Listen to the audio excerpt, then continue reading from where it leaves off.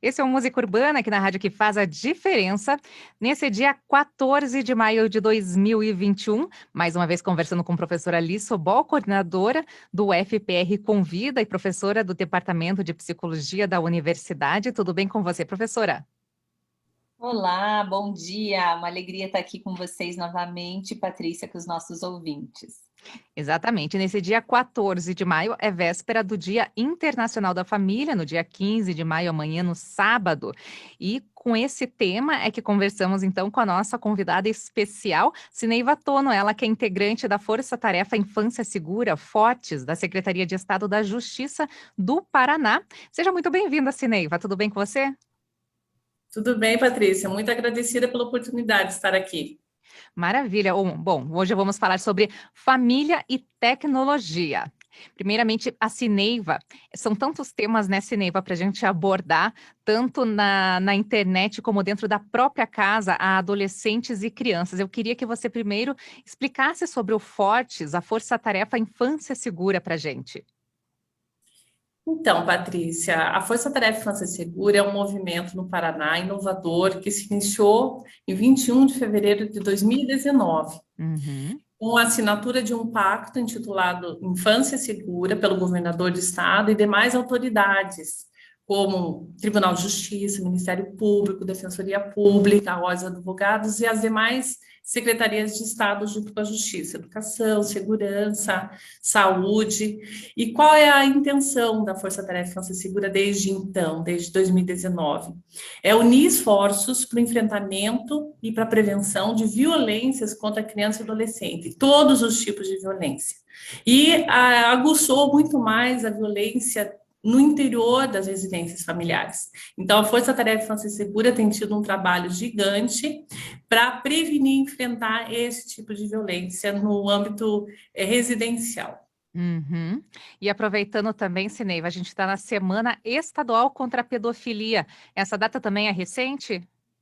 Na verdade, a lei 17.637, ela foi sancionada pelo governador em 2013, Uhum. que é intitulada Todos contra a Pedofilia. Então, sabemos o quanto a violência sexual, o abuso sexual, e também tem sido potencializado pela era digital, pelo acesso facilitado, acesso precoce de tecnologias de informação e comunicação, de várias ordens, vários recursos por crianças e adolescentes, infelizmente de forma precoce, faz com que elas estejam vulneráveis a pessoas mal intencionadas, predadores sexuais, inclusive, que estão lá só para buscar vítimas fáceis, em salas de bate-papo, de jogos eletrônicos, que aparentemente parecem ser inofensivos, porém elas estão suscetíveis e estão sendo viciadas online.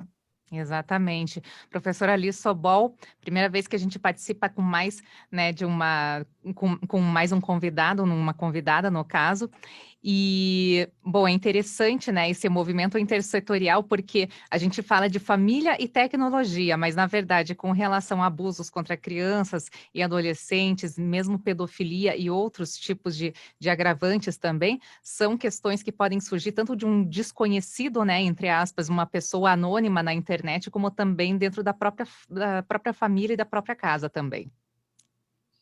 Então, Patrícia, é uma alegria compartilhar esse espaço também com a Cineiva, esse trabalho aí tão relevante que elas fazem na nossa sociedade e para nós da universidade também estar em diálogo com esse projeto é fundamental. Entendemos sim que juntos, né, nós podemos atender e ter mais possibilidades de ação e de cuidado das nossas crianças e adolescentes.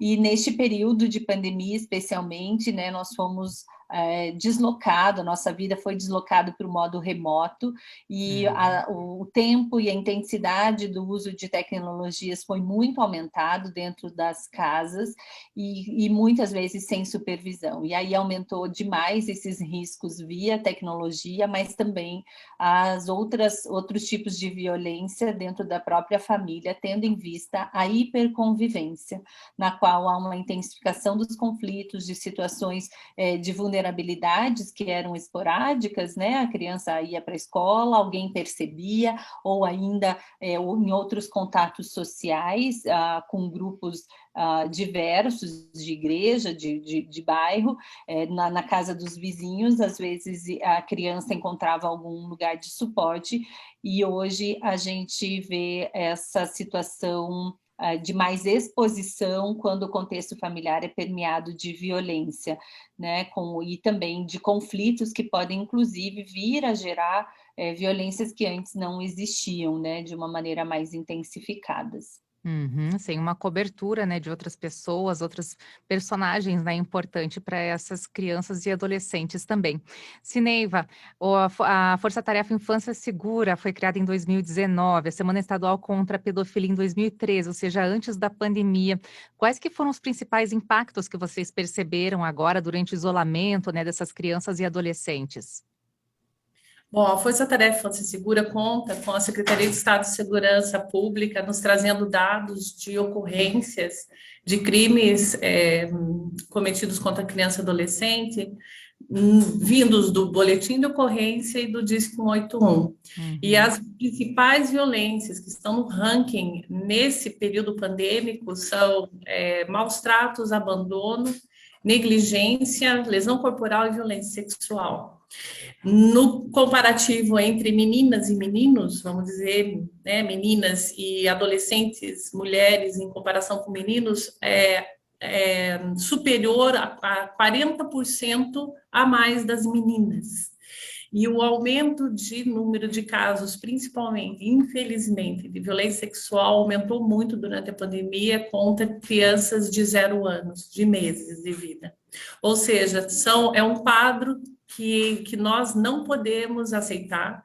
Nós estamos no movimento árduo de prevenção e de enfrentamento, porque é algo que a Secretaria de Segurança Pública nos traz os dados, nós fazemos a gestão da informação, a análise desses dados que tem que nortear políticas públicas de proteção à criança. Então, esse momento de estarmos aqui numa mídia, né, áudio, e tentando instigar as pessoas a denunciarem gritos, né, choro, crianças que estão realmente, às vezes, imersas no mundo virtual, estão abandonadas digitalmente, são crianças que estão em permanente risco.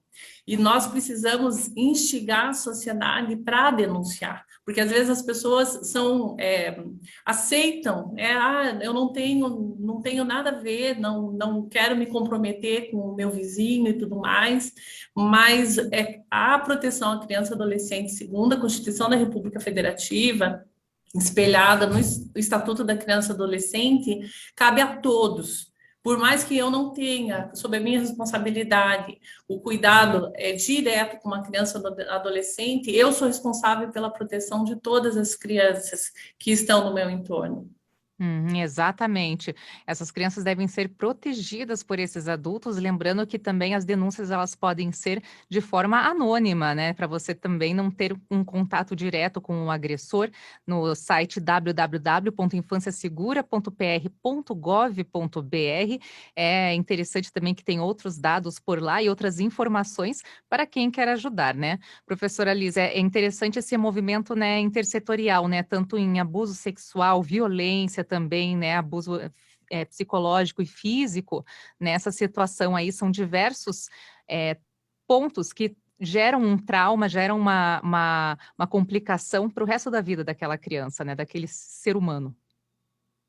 É interessante, né, Patrícia, a gente perceber que esse cuidado, de fato, é de todos, como a Sineiva ressaltou, não só iniciativas públicas e iniciativas intersetoriais, mas esse cuidado de cada um nas relações que a vida lhe confia, das pessoas que estão por perto, principalmente num olhar preventivo, não só de tentar tirar as crianças de situação da violência, das que a gente percebe em vulnerabilidade, mas principalmente cuidar com aquelas que estão tão perto de nós, às vezes filhos, da própria família, ou de crianças ao entorno, muitas vezes abandonadas, né?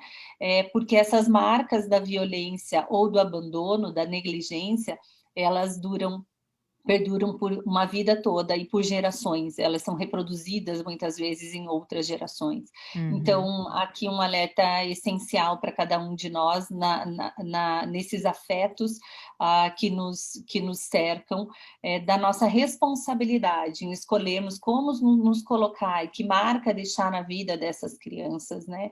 A negligência, o abandono virtual, ele é muito sério e acontece com muito mais frequência do que a gente imagina. Crianças por horas a fio na internet, sem nenhum tipo de proteção, e aí tem pais que têm medo de deixar a criança sair do portão da casa, mas não tem medo de deixar uma criança com um celular, sem nenhum tipo de controle, sem nenhum tipo de acompanhamento. Esse é um lugar ainda mais perigoso do que deixar a criança sair pelo bairro sozinho ou pelo centro da cidade.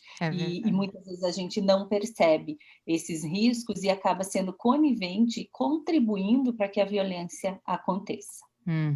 Sineiva, como a professora Liz bem comentou, além desse perigo dentro da própria família, com a tecnologia na internet, quais que são os principais riscos para essas crianças e adolescentes também, quando não se há um cuidado, né, uma averiguação do que elas estão entrando em contato aí, Na virtual? verdade, Patrícia e Liz, na verdade, eu acredito que o erotismo cotidiano que está instaurado na atualidade e que nós estamos permitindo que isso aconteça e estamos permitindo que as nossas crianças, cuja beleza da infância está na pureza e em tudo que é natural a ela, a maturação natural da sexualidade humana deveria prevalecer e nós deveríamos cuidar disso. No momento que nós deixamos uma criança acessar imagens, e vídeos, e filmes, e conversas, e pessoas que estão lá mal intencionadas, isso faz com que essa sensualidade, esses elementos sensuais passam a tornar natural para a criança e a tornando mais suscetível no momento que uma pessoa a alicia no contexto sexual, porque aquilo ali já está fazendo parte da naturalidade dela desde muito cedo, e daí ela fica cada vez mais vulnerável a um aliciador que vai falar com ela algo que ela já tem visto de forma corriqueira desde muito cedo. Então, cria um círculo vicioso em termos de aliciamento a partir do momento que a criança, de forma precoce, ela é conduzida à adultização infantil e à erotização precoce. Professora Liz, muitos depoimentos, né, de pessoas que sofreram abuso ainda durante a infância vêm aí com relatos de que não sabia o que estava acontecendo realmente, por não ter essa vivência, né, essa maturidade ainda de compreender o que estava fazendo, e demoravam anos, às vezes décadas, para se dar conta e daí fazer e daí poder denunciar, né, o caso. Nesse caso da maturação um pouco, você acha que prejudica ainda mais, talvez, a questão da compreensão do que está acontecendo, né? É difícil também ter uma compreensão, né, de qualquer forma, tendo ou não, né, maturação sexual. As crianças, né, elas têm uma percepção de mundo que ainda está em desenvolvimento, e aí os mediadores adultos são essenciais para essa colocação dela e para a construção da sua identidade, e também da sua maturidade enquanto sujeito em todos os âmbitos da sua existência. E aí, nesse sentido, é importante perceber que a criança que está passando por uma situação de violência, as pessoas que têm esse tipo de prática, elas se envolvem com discursos, né, que tentam apagar ou diminuir a seriedade do que está acontecendo e naturalizar, trazer como tom de brincadeira, e associam a ameaças também, né, e o que gera culpa.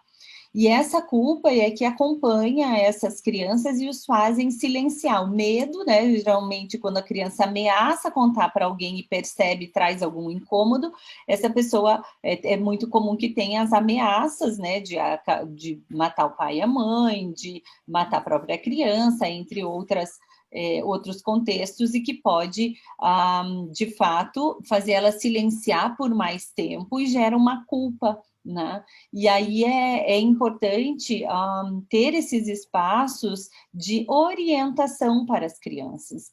Você é uma pessoa que tem um vínculo de confiança com alguma criança, aborde o tema, explique sobre as partes íntimas, a intimidade, o que é só dela, sobre os tipos de segredos, segredos que devem ser mantidos, segredos que não devem, né? Por que dá para manter o segredo de uma festa surpresa do irmão, mas não dá para manter alguns outros segredos? A criança precisa entender isso e também abordar de uma maneira clara com ela os riscos, os tipos de comportamento que precisam ser cuidadosos. A maior parte da violência contra as crianças acontece dentro do contexto familiar ou de pessoas muito próximas, então cuidar. Agora a gente não está tendo festas e aglomerações, mas eventos são muito perigosos, quando tem muita gente olhando, ninguém está olhando, né?